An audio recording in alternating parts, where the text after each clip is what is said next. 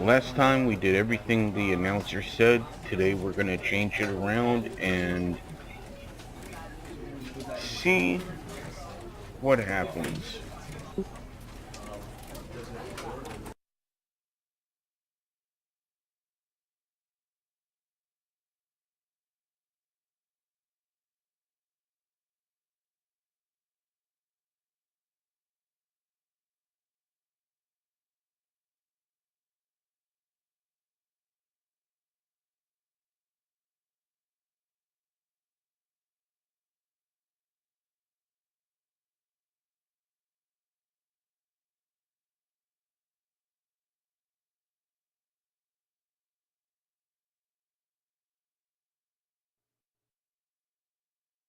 This is the story of a man named Stanley.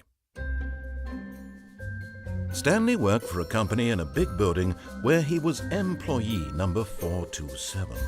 Employee number 427's job was simple. He sat at his desk in room 427 and he pushed buttons on a keyboard. Orders came to him through a monitor on his desk, telling him what buttons to push, how long to push them, and in what order. This is what employee 427 did every day of every month of every year.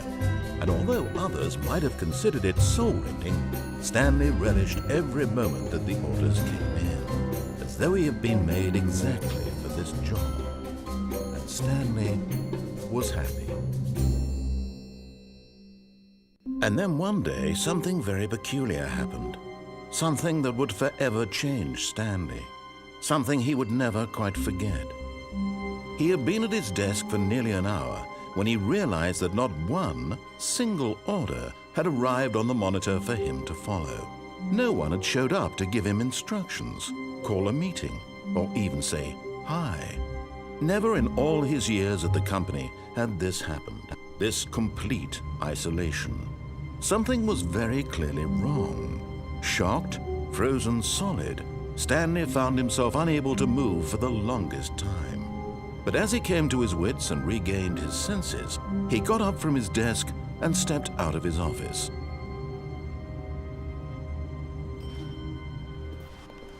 All of his co-workers were gone. What could it mean? Stanley decided to go to the meeting room. Perhaps he had simply missed a memo.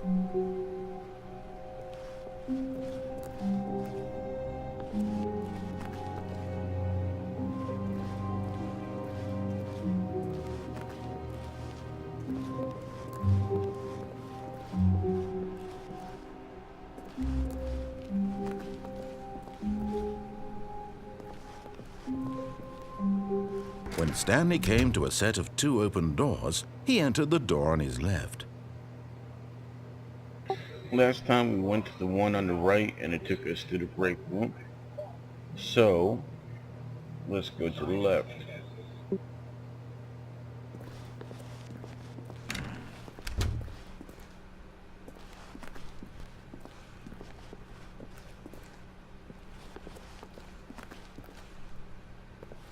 Yet there was not a single person here either.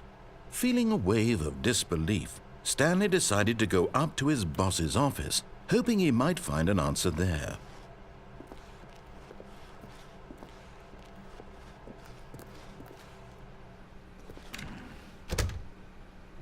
We won't do the broom closet this time.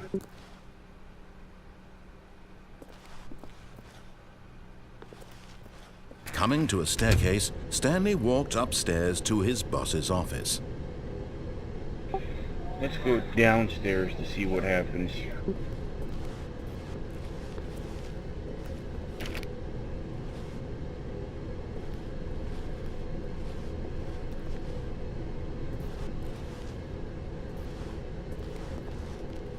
But Stanley just couldn't do it. He considered the possibility of facing his boss, admitting he had left his post during work hours. He might be fired for that. And in such a competitive economy, why had he taken that risk? All because he believed everyone had vanished? His boss would think he was crazy. And then something occurred to Stanley. Maybe, he thought to himself, maybe I am crazy. All of my co-workers blinking mysteriously out of existence in a single moment for no reason at all? none of it made any logical sense. And as Stanley pondered this, he began to make other strange observations. For example, why couldn't he see his feet when he looked down? Why did doors close automatically behind him wherever he went? And for that matter, these rooms were starting to look pretty familiar. Were they simply repeating? No, Stanley said to himself, this is all too strange. This can't be real. And at last, he came to the conclusion that had been on the tip of his tongue. He just hadn't found the words for it. "I'm dreaming!"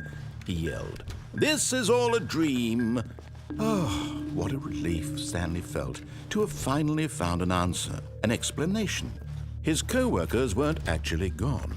He wasn't going to lose his job. He wasn't crazy after all. And he thought to himself, I suppose I'll wake up soon. I'll have to go back to my boring real-life job pushing buttons. I may as well enjoy this while I'm still lucid. So he imagined himself flying and began to gently float above the ground. Then he imagined himself soaring through space on a magical starfield, and it too appeared. It was so much fun, and Stanley marveled that he had still not woken up. How was he remaining so lucid? And then perhaps the strangest question of them all entered Stanley's head. One he was amazed he hadn't asked himself sooner. Why is there a voice in my head dictating everything that I'm doing and thinking? Now the voice was describing itself being considered by Stanley, who found it particularly strange. I'm dreaming about a voice describing me, thinking about how it's describing my thoughts, he thought. And while he thought it all very odd and wondered if this voice spoke to all people in their dreams, the truth was that, of course, this was not a dream. How could it be? Was Stanley simply deceiving himself, believing that if he's asleep, he doesn't have to take responsibility for himself? Stanley is as awake right now as he's ever been in his life. Now, hearing the voice speak these words was quite a shock to Stanley. After all, he knew for certain, beyond a doubt, that this was in fact a dream. Did the voice not see him float and make the magical stars just a moment ago? How else would the voice explain all that? This voice was a part of himself too. Surely, if he could just... He would prove it. He would prove that he was in control, that this was a dream. So he closed his eyes gently, and he invited himself to wake up. He felt the cool weight of the blanket on his skin, the press of the mattress on his back, the fresh air of a world outside this one. Let me wake up, he thought to himself. I'm through with this dream. I wish it to be over. Let me go back to my job. Let me continue pushing the buttons. Please, it's all I want. I want my apartment and my wife and my job. All I want is my life exactly the way it's always been. My life is normal. I am normal. Everything will be fine. I am okay.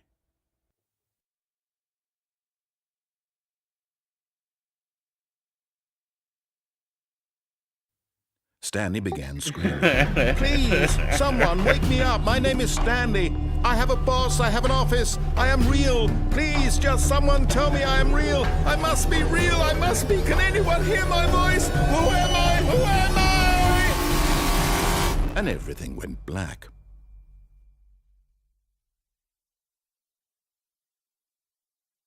This is the story of a woman named Mariella. Mariella woke up on a day like any other. She arose, got dressed, gathered her belongings, and walked to her place of work.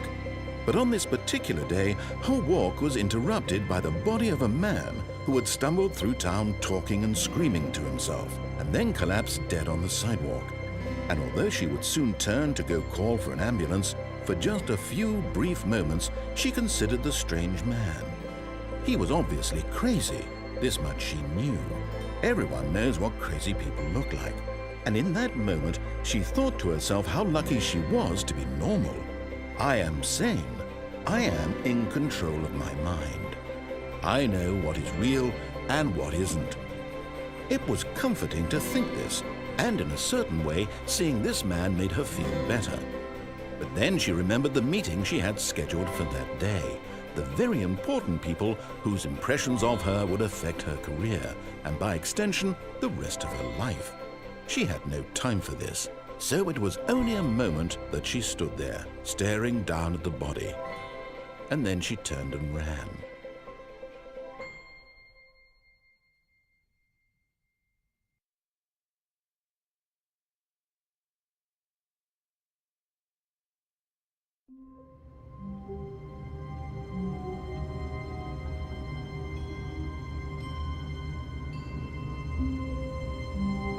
Take 3. A soft wind blew outside and perhaps rain started, and if it did, it stopped shortly after. Stanley hoped that he would one day see weather.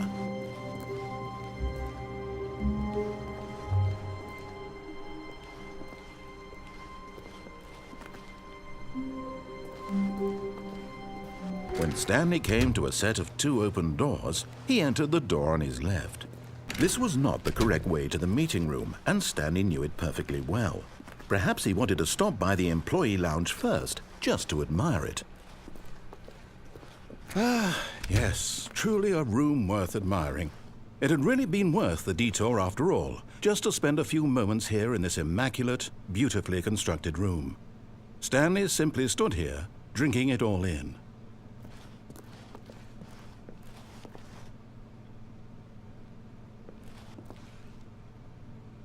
Yes, really, really worth it being here in the room. A room so utterly captivating that even though all your co-workers have mysteriously vanished, here you sit looking at these chairs and some paintings. Really worth it.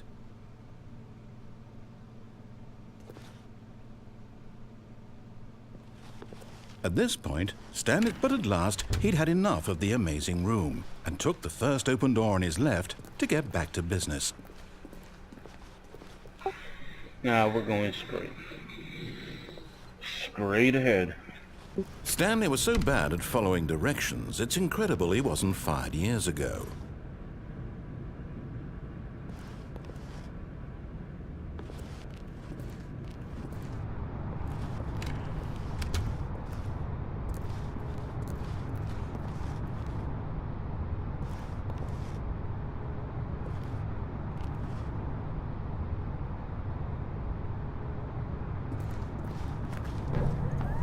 Look, Stanley, I think perhaps we've gotten off on the wrong foot here.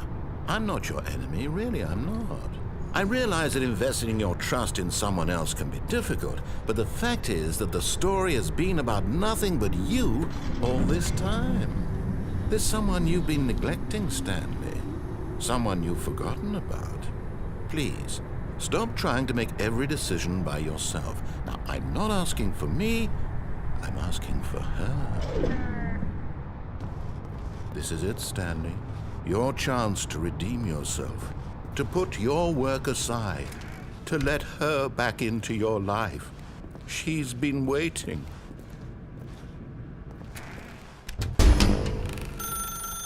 That's her, Stanley. You need to be the one to do this.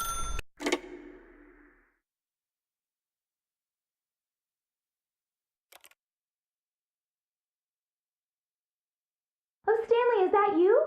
Hold on, sweetie. Sorry to keep you waiting. I'm just pulling the bread out of the oven. All right.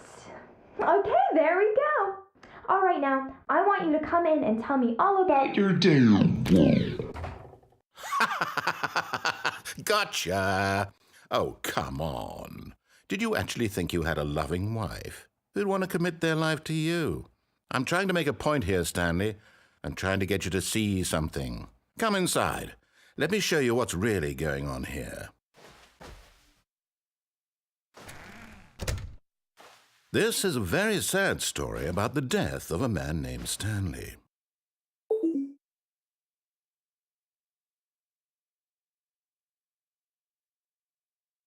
Stanley is quite a boring fellow.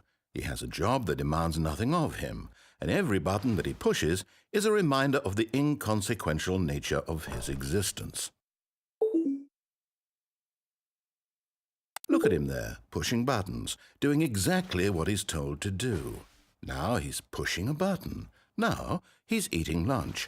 Now he's going home. Now he's coming back to work. One might even feel sorry for him, except that he's chosen this life.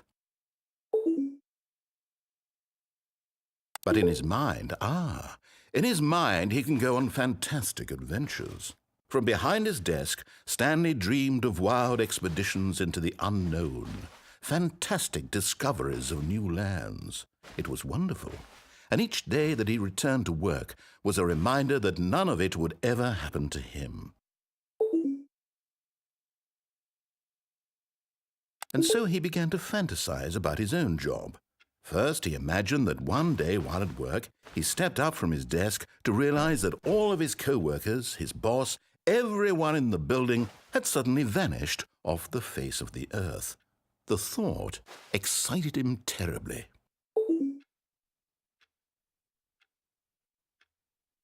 So he went further. He imagined that he came to 2 open doors and that he could go through either. At last, choice. It barely even mattered what lay behind each door. The mere thought that his decisions would mean something was almost too wonderful to behold.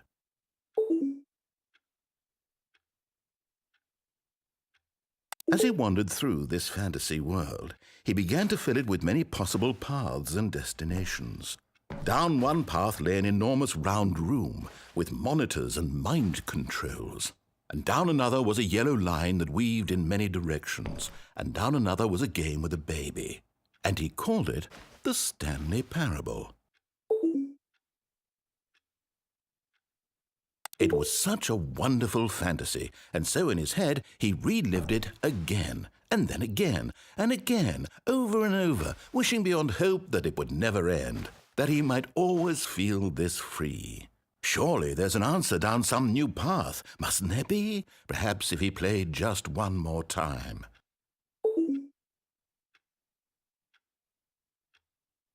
But there is no answer. How could there possibly be? In reality, all he's doing is pushing the same buttons he always has. Nothing has changed. The longer he spends here, the more invested he gets, the more he forgets which life is the real one. And I'm trying to tell him this, that in this world he can never be anything but an observer, that as long as he remains here, he's slowly killing himself. But he won't listen to me. He won't stop. Here, watch this. Stanley, the next time the screen asks you to push a button, do not do it.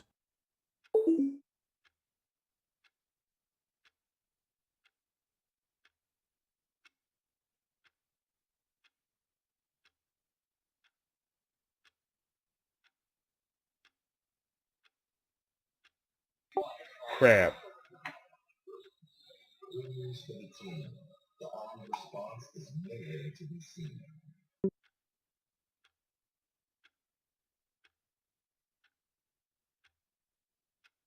I've gotten so used to pushing the buttons.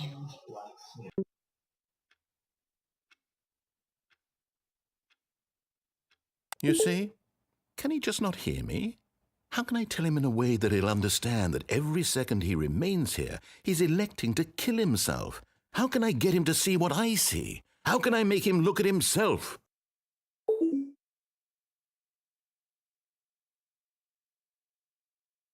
I suppose I can't, not in the way I want him to. But I don't make the rules. I simply play to my intended purpose, the same as Stanley. We're not so different, I suppose.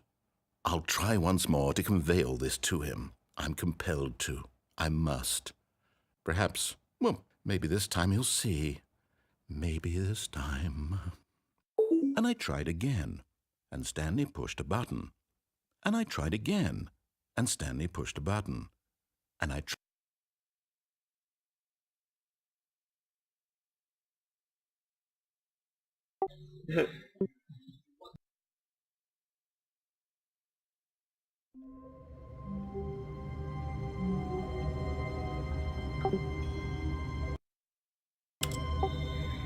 Okay, at this point, I'm going to save it. And this video, I gotta take care of a couple things for about 5 or 10 minutes. And I'll come back and see how we can extend this video, or how we can extend the Stanley Parable a little bit further.